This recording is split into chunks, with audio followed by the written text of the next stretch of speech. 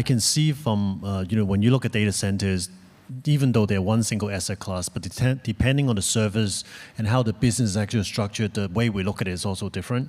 So for those that are financed on more corporate balance sheet basis, the ones that are leasing the facilities and offering effectively a service as a data center operator, we generally look at that more using our communication infrastructure methodology.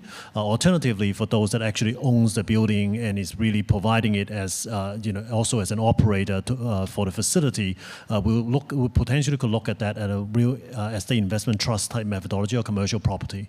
Obviously, in the U.S., we are also seeing structured finance transactions on the ABS market, and on those transactions, we'll be looking at it using the structured finance methodology. But I think one thing that are becoming more popular in around the world, and we've come across a few of those transactions on a private basis, is the use of project financing for data centers.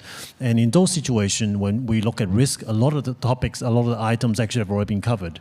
We're talking about, we look at it from a bottom-up basis. We try to look at, what is supply-demand dynamic in that particular market, how competitive and efficient is the data center relative to, some of the potential peers in the region. At the same time, we try to look at, and one thing that actually we focus a lot on is the terms and conditions of that contract.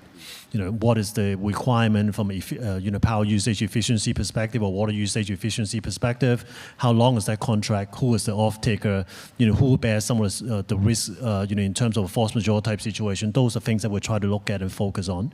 From an operational standpoint, a lot of the risk is relating to, we try to assess that by looking at the operating track record of a operator or developer.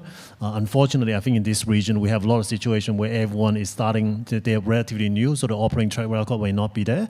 But some other things that we do give benefit to is if you have a operator that have shown experience in managing asset of this nature, or you have a project sponsor that has both the capacity as well as the willingness to provide support.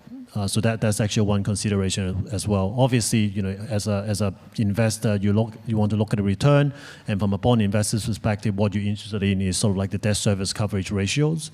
Apart from that, I think the other thing that we look at that is quite important is really the credit quality of the off-taker, because it doesn't really matter how well protected you are under the contract. It's only as good as your off-taker's ability to honor those obligations as and when it's called upon. So those are the typical risks that we look at.